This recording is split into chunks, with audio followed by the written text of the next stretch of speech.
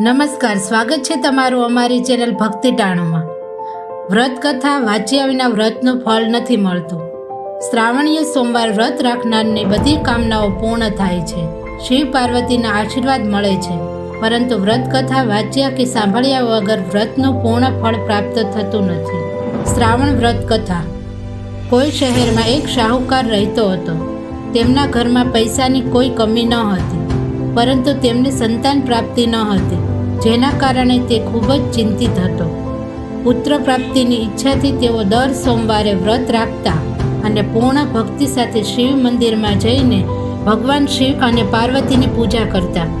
માતા પાર્વતી તેમની ભક્તિથી પ્રસન્ન થયા અને ભગવાન શિવને તે શાહુકારની ઈચ્છા પૂર્ણ કરવા વિનંતી કરવા લાગ્યા.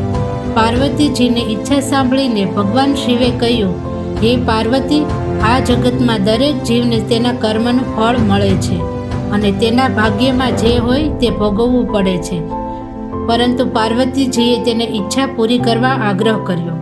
માતા પાર્વતીને અનુરોધ પર ભગવાન શિવે શાહુકારને પુત્ર પ્રાપ્તિનું વરદાન આપ્યું, પણ સાથે કહ્યું કે આ બાળકની ઉંમર માત્ર 12 વર્ષની હશે. શાહુકાર માતા પાર્વતી અને ભગવાન શિવ વચ્ચેની વાતચીત સાંભળી રહ્યો હતો. આ સાંભળીને તે ન તો ખુશ થયો કે ન તો દુઃખી થયો. તેણે પહેલાંની જેમ ભગવાન શિવની પૂજા કરવાનું ચાલુ રાખ્યું. થોડા સમય પછી શાહુકારને પુત્રના આશીર્વાદ મળ્યા.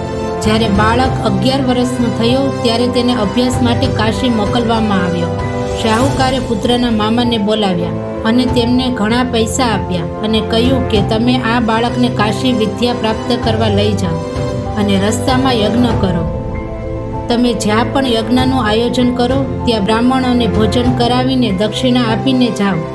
મામા અને ભાણેજ બંને કાશી તરફ આગળ વધ્યા. યજ્ઞ કરી અને બ્રાહ્મણોને દાન આપ્યું. રસ્તામાં એક નગર હતું જ્યાં નગરના રાજાની પુત્રીના લગ્ન હતા, પરંતુ તે જ રાજકુમાર સાથે લગ્ન કરવાના હતા. તે એક આંખથી અંધ હતો. યુવતી અને તેના પરિવારના સભ્યોએ આ વાતની જાણ ન હતી.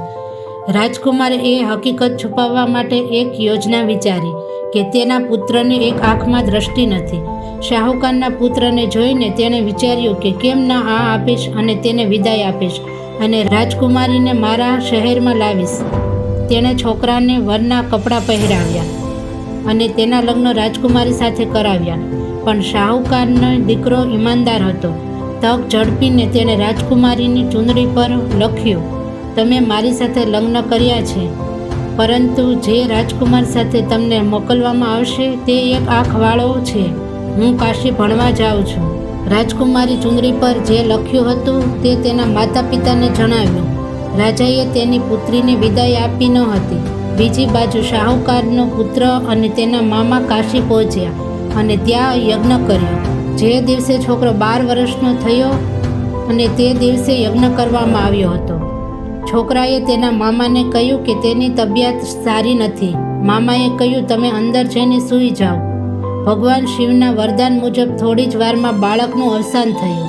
પોતાના મૃત ભાણેજને જોઈને તેના મામા શોક કરવા લાગ્યા. યોગાનું યોગ એ જ સમયે ભગવાન શિવ અને માતા પાર્વતી ત્યાંથી પસાર થઈ રહ્યા હતા. પાર્વતીજીએ ભગવાનને કહ્યું, સ્વામી, તેમના રડવાનો અવાજ હું સહન કરી શકતી નથી. તમારે આ વ્યક્તિની વેદના દૂર કરવી જોઈએ. જ્યારે ભગવાન શિવ મૃત બાળકની નજીક ગયા ત્યારે તેમણે કહ્યું કે તે એ જ શાહુકારનો પુત્ર છે, જેને મેં તેને 12 વર્ષને જીવવાનું વરદાન આપ્યું હતું. હવે તેના જીવનનો અંત આવી ગયો છે. પરંતુ માતા પાર્વતીએ માતૃભાવનાથી અભિભૂત થઈને કહ્યું, હે મહાદેવ, કૃપા કરીને આ બાળકને વધુ આયુષ્ય આપો, નહીતર તેના વિયોગથી તેના માતા પિતા પણ યાતનામાં મૃત્યુ પામશે. માતા પાર્વતીની વિનંતી પર ભગવાન શિવે છોકરાને જીવતો રહેવાનું વરદાન આપ્યું. ભગવાન શિવની કૃપાથી તે છોકરો જીવતો થયો. ભણતર પૂરું કર્યા પછી છોકરો તેના મામા સાથે તેના શહેર તરફ ગયો. બંને ચાલવા લાગ્યા અને એ જ શહેરમાં પહોંચ્યા જ્યાં તેમના લગ્ન થયા હતા. તેણે તે શહેરમાં યજ્ઞનું આયોજન પણ કર્યું હતું. છોકરાના સસરાએ તેને ઓળખ્યો અને તેને મહેલમાં લઈ ગયો. તેનું મનોરંજન કર્યું અને તેની પુત્રીને વિદાય આપી. અહીં શાહુકાર અને તેની પત્ની ભૂખ્યા અને તરસ્યા પોતાના પુત્રને આવવાની રાહ જોઈ રહ્યા હતા. બંનેએ પ્રતિજ્ઞા લીધી હતી કે જો તમને તેમનો પુત્ર મૃત્યુના સમાચાર મળશે તો તેઓ તેમના દેહનો ત્યાગ કરશે, પરંતુ તેમના પુત્ર જીવિત છે. તે સાંભળી તેઓ ખૂબ જ ખુશ થયા. તે જ રાત્રે ભગવાન શિવે વેપારીને સપનામાં દેખાયા અને કહ્યું, હું તમારો સોમવારનું વ્રત અને વ્રતની કથા સાંભળીને પ્રસન્ન થયો છું, અને તે જ રીતે કોઈ સોમવારનું વ્રત કરી વ્રત કથા વાંચે છે અથવા સાંભળે છે તેનું દીર્ઘાયુ પ્રદાન કરું છું, તેના બધા દુઃખ દૂર કરું છું. શ્રાવણના સોમવારના નિયમો.